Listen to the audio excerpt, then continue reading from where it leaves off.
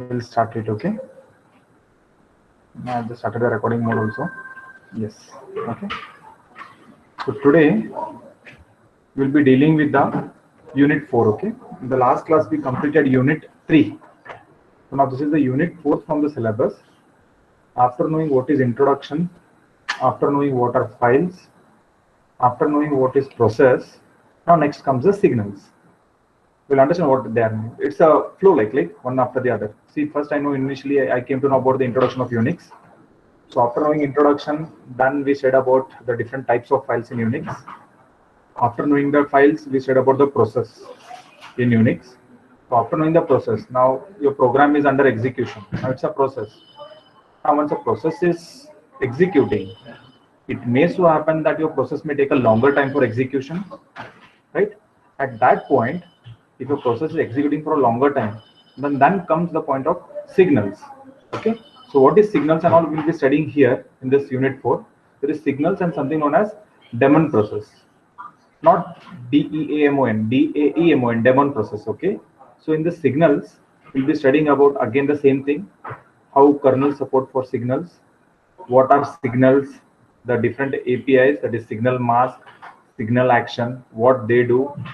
There is something known as child signal, wait PID.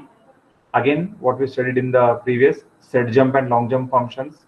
There is a kill API, there is an alarm API, and there is interval API. Now all these are nothing but the API is already available from you. Okay, and in that this unit consists of 2 chapters, that is signals, a small unit, and then it is something known as daemon process. So here we'll be studying about what exactly I mean by a daemon process, what are the characteristics, how can you create a daemon process, what are the coding rules with which a user can create its own daemon process, the various error logging mechanism, and there is something known as client server model. So this 4th unit consists of 2 chapters, signals and daemon processes. So we'll start with the initially signals. Okay, so before going to signals, where have you encountered signals, or how you have come across signals in your day-to-day life also while coding, but you have never thought that this is a signal? Okay, giving a simple example now. Assume that you wrote a C program, and probably that C program went in an infinite loop. Okay, I'll just come back here. Okay, before starting signals, I'll tell you what exactly we are doing here now. Assume that you have written a C program. Okay, you wrote a C program and your C program is executing fine, but somewhere you give some other input which went in an infinite loop. Then what will you do? You can type in the chat box. See, I wrote a C program, it went in an infinite loop. What will you do? Will you wait till the infinite loop terminates by itself, or what will you do? In the chat box, exit. Abhishek, how will you exit it? Switch off the CPU, or how? How will you exit this infinite C program? Yes, only Abhishek is replying. Others, please. I guess the question is very clear. You have wrote a C program. It went in infinite loop. So how will you stop the C program? Or will you keep waiting till it completes by itself? Abhishek, you said exit. How will you exit it, Abhishek? Close button. Which close button you mean to say? Is there a close button on the keyboard? No, Abhishek. Control C, yeah. Gangadhar told me. Control C you press. Or else sometimes you press Control Z. Different OS, different terminologies, right? Yeah. Abhishek, you said close. Exit is perfect. You'll exit it. Gangadhar said me Control C. Fine. Now see what I mean to say. Since you wrote a C program and it is going in infinite loop, it is executing. But suddenly what you did from your keyboard, you pressed Control C. Process was executing. Never across it came into mind that somebody will press the button Control C. So the Control C button what you pressed is nothing but an signal which is sent to the process. What signal? Control C or Control Z to terminate or to exit, right? So the program is executing in infinite loop.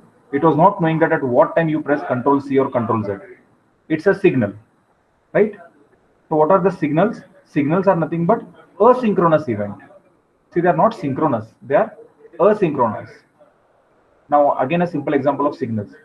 Assume that you all are in my classrooms over there, and I'm taking a 2 to 3 class. You all are sitting. 2 to 3 is almost a sleepy class, right? So suddenly, at any point, I'll just say, okay, Chetan, give me this answer. So Chetan will be awake, right? So Chetan was not thinking that sir will ask me. So the minute I say Chetan, he just becomes awake, right? So what did I do to Chetan? I say I have sent a signal. Was Chetan already knowing about this? Chetan, yes, sir, you said so only I'm taking your name, okay? No issues in that. Okay. See, you are sitting in my class. Chetan was not knowing that I'll be asking him a question. All of a sudden, I have asked a question to him. So the minute I asked a question to him, he becomes awake, right? A signal was sent to Chetan and Chetan became awake now. So what are signals? Signals are nothing but the asynchronous event. You don't know when they will occur. Yeah, please remember this practical example. I gave an example of a classroom, right? Talking technically, I gave a simple example of C program. So if you write a C program, it's going infinite loop. Now the process doesn't know that when will you press the control C or control Z. Now the control C or control Z is nothing but a signal which is sent to the process. Now what is the task of the process? To catch the signal. Control C is to stop, control Z is also to stop. So it will catch the signal and do the action. Okay. So this is what I mean by a signal. Okay.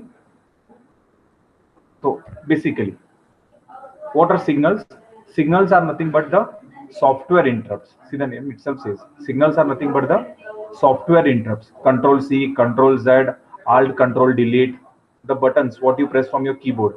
See, if your program is not responding, you won't wait till it stops. You press alt control delete from your keyboard, right? The alt control and delete button are nothing but the signals which are sent to the process, right? So what are signals now? They are the software interrupts. Something nothing, not that hardware, they are software interrupts. So what do signals provide? They provide a way of handling asynchronous event. Now what I mean by asynchronous event, that is what I said. A user at the terminal typing the interrupt key to stop a program or the next program in a pipeline terminating prematurely. That is what they handle asynchronous. They are not synchronous one after the other. Signals are asynchronous. See, you have opened 5-6 tabs in your browser. 5-6 tabs are open, and one tab is not responding for you. Maybe you have opened Gmail tab which is not responding to you. It is closing. So the minute you press Alt Control Delete, it will close the entire Chrome itself for you. So what will happen for the remaining 4-5 tabs? They also close prematurely. Without you being accessing them, you close them, right? So signals are nothing but a way of handling asynchronous event. They are also a program only. Okay, please remember, when I say software interrupt is nothing but a program itself predefined in the system. So what are signals now? They are the software interrupts. Software means control alt control delete, control Z, control C. This button gives a signal to the process. Okay, so what happens when a signal is sent? Okay, take a simple example now before telling this. So I press Control C. See, a program is going in infinite loop. You press Control C or Control Z. So the task of a process is to catch the signal, take the signal and do the necessary thing. So the same way, when a signal is sent to a process, it is pending on that process to handle it. See, whenever a signal is sent, it is not always that it does that action. So whenever a signal is sent to the process, a signal can handle the signals in 3 ways. In 3 ways. First thing I'll tell you, see. Now assume that if a class is going off of mine, okay, someone is doing some issues, okay. So I'll tell him, okay, some XYZ, please leave the class. When I say some XYZ, please leave the class, I've sent a signal to him because he was sleeping in my class or he was using mobile phone. He or she was using mobile phone. Okay. So I'll tell them, please leave my class. So what did I do here now? I have sent a signal to the students saying that please leave my class. Now the student can take my words in 3 ways.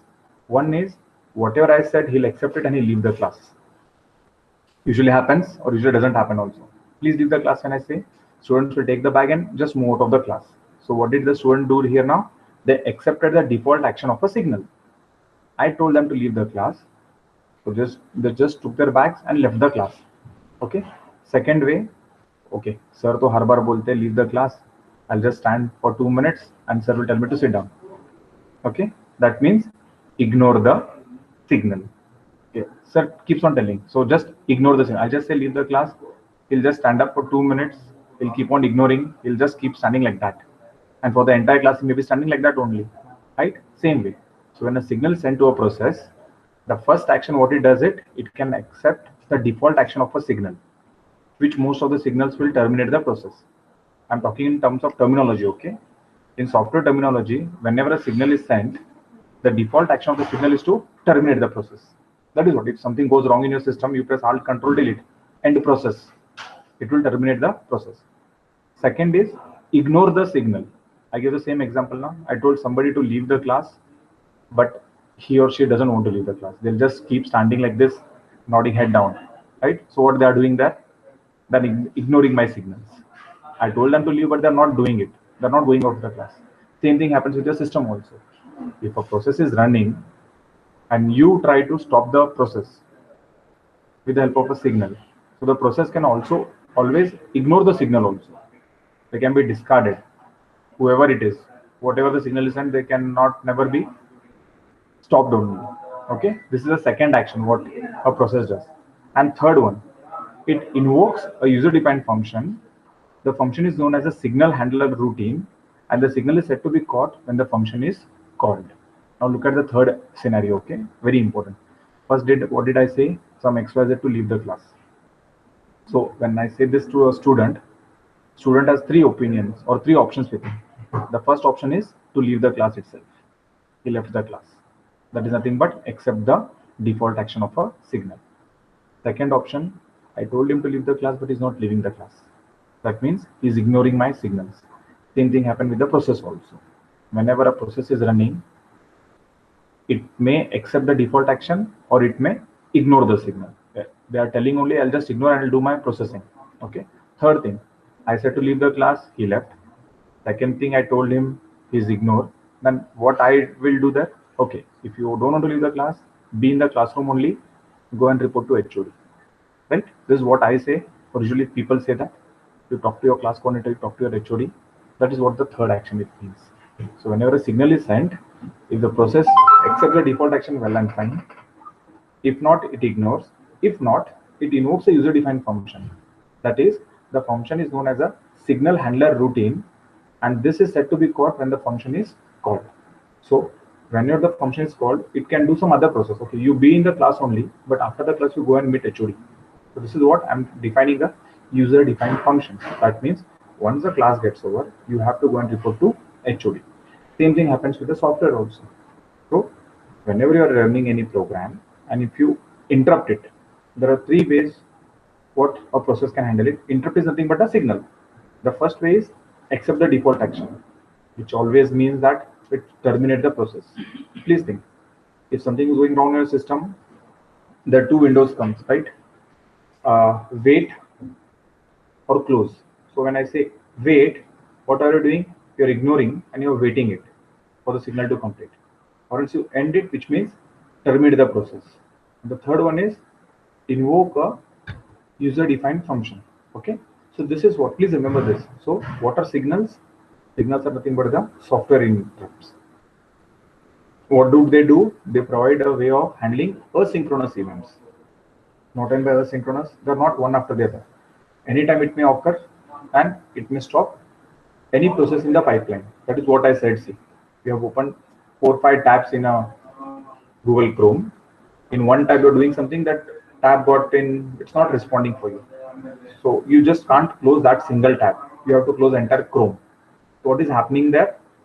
The remaining tabs which are open will automatically get also closed. So that is what it says. To stop a program or the next program in a pipeline terminating prematurely. Okay? This is what a signal is.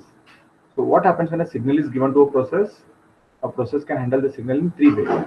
Accept the default action of a signal, which most of the things are nothing but to terminate the process. Second one is to ignore the signals. Whenever signal is sent, you can always ignore the signal. And third way is invoke a user-defined function. So these are the three things what a process will do when a signal is given. Okay. Now what are signals? As I said, see, signal.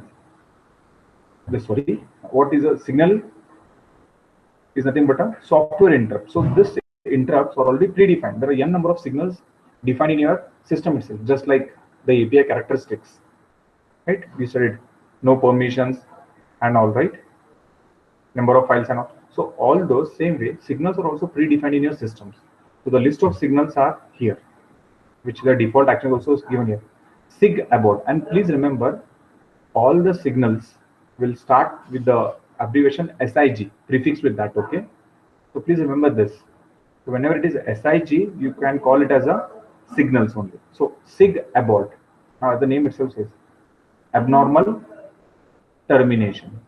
So what it means, you have terminating a program abnormally, not normally. That is what is the default action, terminate plus core. It will come close everything. There is something named by signal sig alarm, ALRM, which means that timer expired and terminate the process. Something like if a process is running for a longer time, you can give a signal known as sig alarm. So after a specific time expired, it will terminate the process. Okay. Next is something known as sig child. What is it means? Is change in the status of child. So parent will create a child process. So when a child is executing, see, there is a parent process and child is executing. So that time parent can't terminate it because the child of the parent is executing. So sig child is a signal. What it does, it ignores the signal. So whenever any process wants to close it, it ignores the signal. Similarly, there is sig init, that is terminal interrupt character, and maximum of your process will work on this signal, sig interrupt, terminal interrupt. Okay, please remember this. Maximum of your process which you are running will be interrupted with sig interrupt. There is something known as sig IO, that is asynchronous input output. There is something as sig kill, that is process termination. Sig pipe, sig quit, sig stop, it stops all the process. Sig user one, that is nothing but a user defined functions. User can write his own way of process description also. There is sig terminal and all this. So all this which are listed here are nothing but the list of signals to be used in the signal API.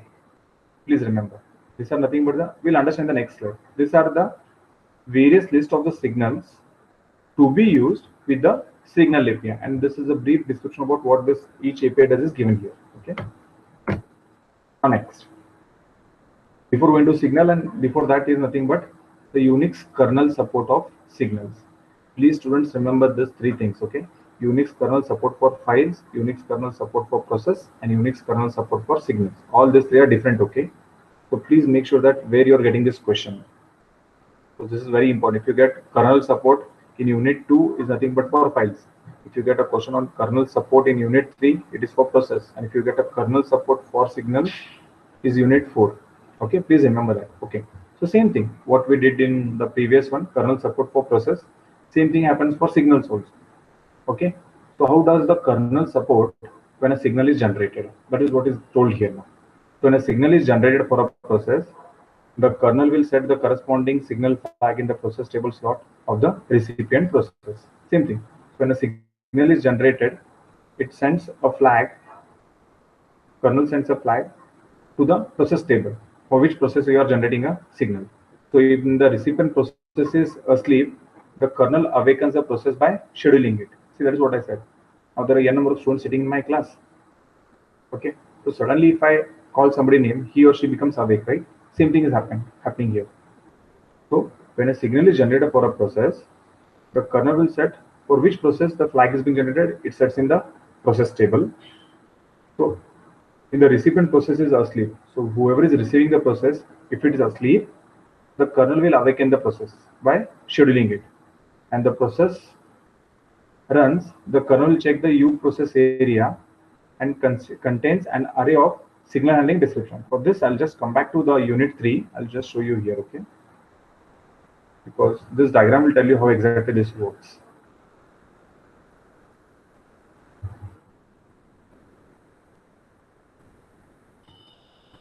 Over here I have given it.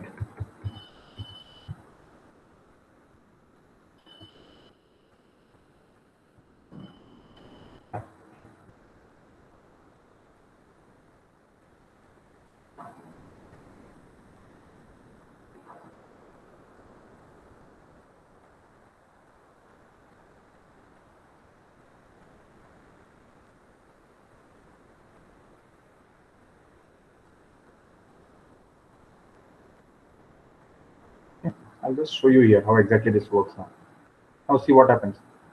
So whenever a signal is generated, it maintains its entry in the process table, saying that for this process, the signal is generated. So once a signal is generated, now what does it do now? The recipient process, if it is asleep, it is in sleep mode, kernel awakes it, makes it available. So once the kernel is available here, I'll just swap it here, okay? So in the recipient process, the kernel will check the process U area that contains array of signal handling specification. Now what it means here, now look at this. Now assume that this is a single process which gets a signal. Now it checks in its U area. As I said, U area is nothing but the area of a process which contains some additional information, just like file descriptor, current directory, root directory. Apart from that, if a signal is generated, what action it has to take, that information is also maintained in the pre-process U area. So when the recipient process runs, the kernel will check the process U area that contains an array of signal handling specification. As I said, when I say array of signal handling, because whenever a single signal occurs, it has three ways. Either it can ignore the default action, it can accept the default action, it can ignore it, or it can use a user-defined function. So it checks in this pre-process U area. So if array contains a 0 value, the process will accept the default action of the signal. So since there is an array, it has numbering 0, 1, 2 and all, right? So if the array contains 0 value, then it means the process which has received the signal will accept the default action of the signal. What do you remember the default action? For our case, it is to terminate the process. If the array value contains 1, then the process will ignore the signal and kernel will discard it.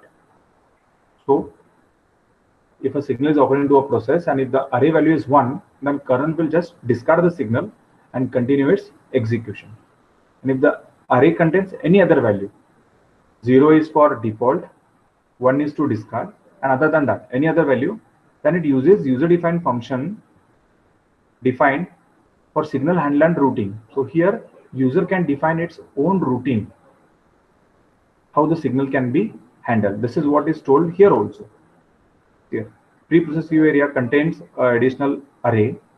0 indicates to accept the default action, 1 indicates to ignore, and if it contains any other, then this is nothing but a user-defined function which will tell what action has to be taken when the process terminates. Okay, this is about Unix kernel support of signals. Please remember here, whenever a signal is generated, kernel takes that signal and puts its entry in the process table.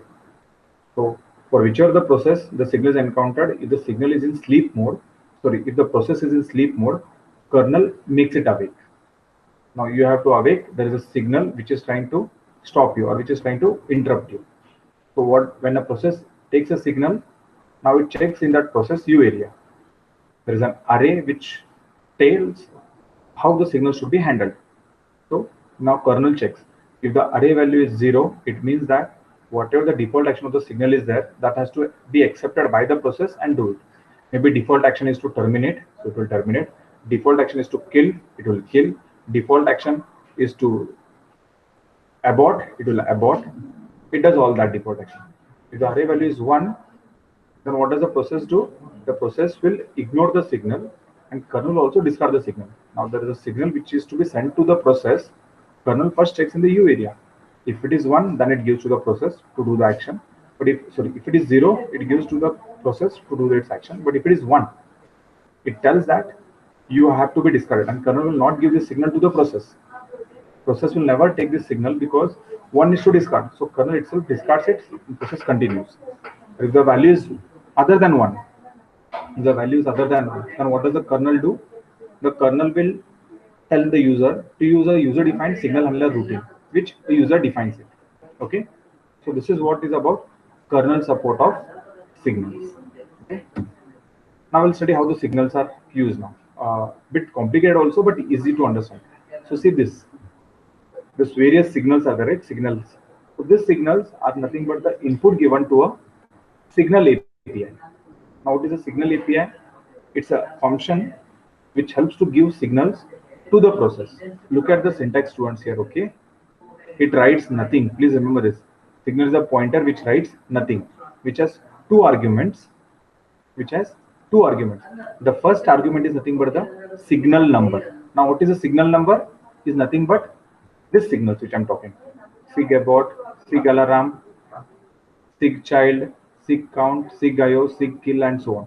So all these are nothing but the signal numbers which is given to this first input. And second one is the handler. Now what is a handler? Handler is nothing but the three mechanisms. Which are the three mechanisms I said? It can accept the default action, it can ignore the signal, or it can invoke a user-defined function. So whenever a signal is sent to a process, it is to be sent by the API, signal API, which writes nothing. It's a pointer which writes nothing, which has two arguments. First argument is the signal number, which is nothing but the various signals which I said. And the next one is the handler. Now handler is nothing but what handler action it has to take, whether it has to accept the default action, whether it has to ignore, whether it has to enable a user-defined function. Okay. So signal number is nothing but a signal identifier like sigint or sigterm, which I showed you there. And the handler argument is a function pointer to a user-defined signal handler function. Now what are those? Now see here. Now signal number is those. Now the various values of handler. This handler are sig underscore IGN. IGN is nothing but ignore. You can, for that signal, what action you want to take it. Now somebody wants you to go out of the class, but you can have various actions. You can ignore it, you can use it, or you can use a user-defined function. Same way, the handler has three values. The first one is sig underscore IGN, which is nothing but to ignore the signal. Whichever signal is coming, you can ignore the signal. Next one is sig underscore DFL. That means accept the default action of the signal and do the needful. And the third one is the address of a function will be called when the signal occurs. If it doesn't ignore, if it doesn't accept the default action, then you can have a user-defined function to do the following task. Okay, that is what it is. If you specify sig underscore IGN, we are telling the system to ignore the signal. And please remember there are two signals which cannot be ignored. That is sig kill and sig stop. Now if you give this sig kill as the first argument here, and if you try it here sig underscore IGN, it will never ignore the signal, because by default system has two signals which cannot be ignored, which is sig kill and sig stop. If you specify sig underscore DFL, we are setting the action associated with the signal to its default value. Whatever the default value it is given by the system, we are telling that to do it. If you specify the address, we are arranging to catch the signal. That is something known as, if you studied in Java, try and catch block. If a signal is catched, what action it has to do it is nothing but the third mechanism. So I'll just show you here how exactly we are doing this.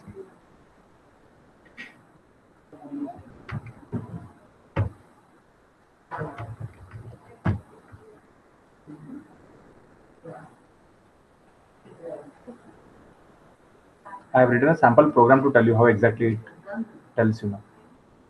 What exactly it does, okay? Till it boots.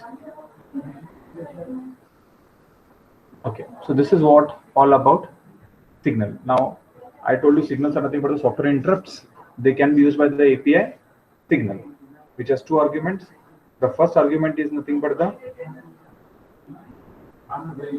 signal. Okay, so I'll just tell you how exactly we can do this. Programming C. This unit is all about syntaxes. Okay, students, please remember that. Less of programming and more of syntaxing you have to remember here.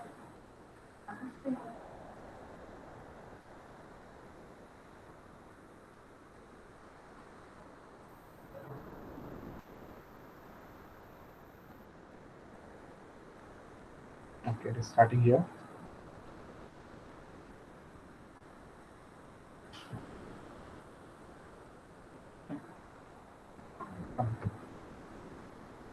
Now see, again, the signal product can be used in different ways. That is, first is the signal number, and next one is the handler. So we can examine the system. All this meaning of the signals are available in signal.h header file, and we can define them by our own way also. -1 for error, for default it is 0, and for ignore it is 1. And any other value other than that can be used by the user defined function. Okay, I am just telling you a simple example here. I'll go to project.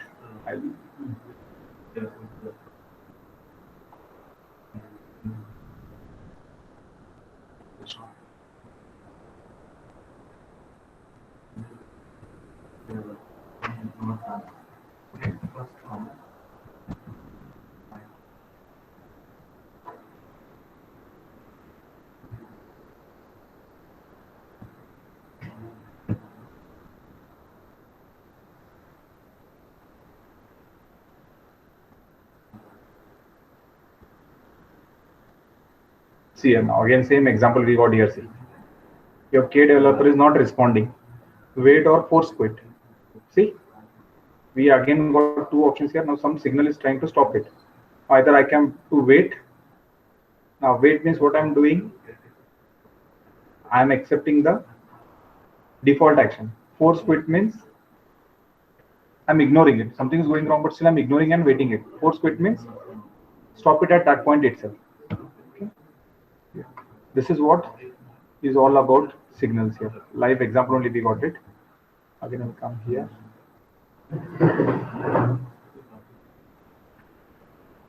I just wanted to show this program. See this, meanwhile it opens. This is how the program I have written here. So I wrote same program here. What I'm doing is I have wrote a signal handler here. Okay. So for that, it will tell me which signal is caught by the system. It has a number which has to be displayed. So what I'm doing in main is, see, for signal, I'm passing the first argument as sig term. So what I'm doing here, for the signal API, sig term is the signal I'm passing. And what action I'm telling it? Catch signal. Now this is a user defined, the third option. This is the third option, which means it comes to this function and it displays me this. Again, I'm calling the signal sigint, that is interrupt. For that, what I'm telling it? I'm telling it to ignore the signal. Similarly, again, I'm calling segv. For that, I'm telling it to accept the default action. Okay, this is what is told in the program also here for you. Let's show this program on.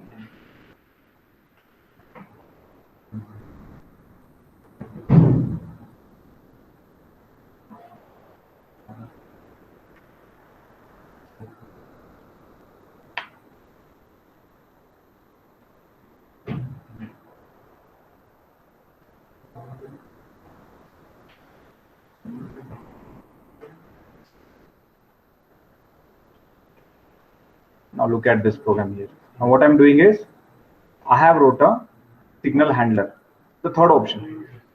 Okay. First for the same thing, you can directly ignore this. You can ignore this function, and this will directly take the first and second option. Signal, sigint and ignore it. Signal, the next signal and user default. And the third one is user defined. So I'm trying to show a demo of user defined here. Okay. Now look at this program here.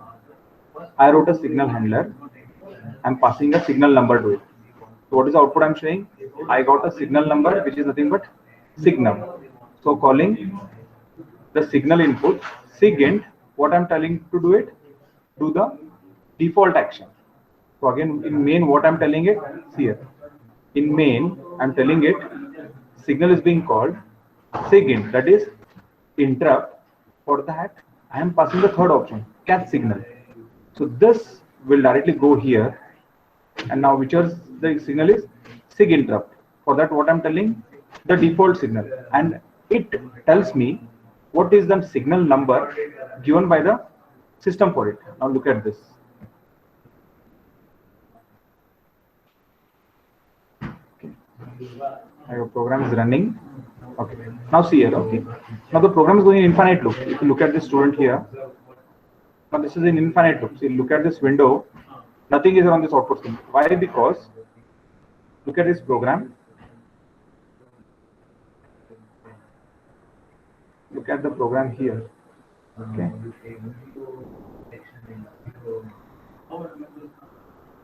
Okay. Look at the program here. Yeah. Main signal interrupt and while one is what? While true, keep on being in the output window only. So what is happening there? Now this program what you're running, it's going in infinite loop only. Now how to stop an infinite loop program? By Control C or Control Z. Now the minute I press Control C, here it got interrupted and showing that I got a signal number 2. Now what is this 2? Defined by the system. This 2 is defined by the system. Your program is going in infinite loop. You pressed Control C. So what is the signal number of this? 2 defined by my system. And this is how you should write the various signal here. So if I say signal terminate, okay, I'll just say here signal terminate, and if I run this program here,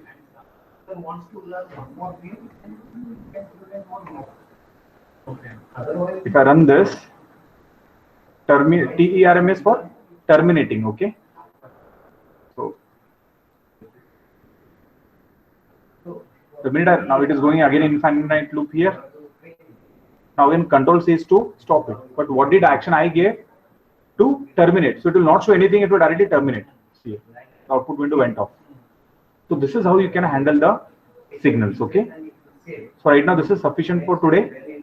Today we studied about what are signals, kernel support for signals, and the signal API. Okay, students. So the next class will continue with more of the signals. Okay. I hope no doubts. Any doubts here? This is your attendance sheet. Please answer this for me. And the next class will continue the remaining things. Okay. We studied what are signals. They are nothing but the software interrupts. 3 ways to handle a signal. We studied that. Yes. And later on we studied kernel support for signals. Okay. So please upload records. Records means the recording of my classes you meant to share, Abhishek. Yes, Abhishek, you mean to say recording of my classes? Yes, okay. Almost I have downloaded everything. I'll share the links also for you, okay? Or else better I'll create a YouTube channel and in that I'll upload all the classes from beginning till now. All these classes will be uploaded in the Google Classroom, okay? Yeah, I'll stop the meeting for the day. Yeah, you all can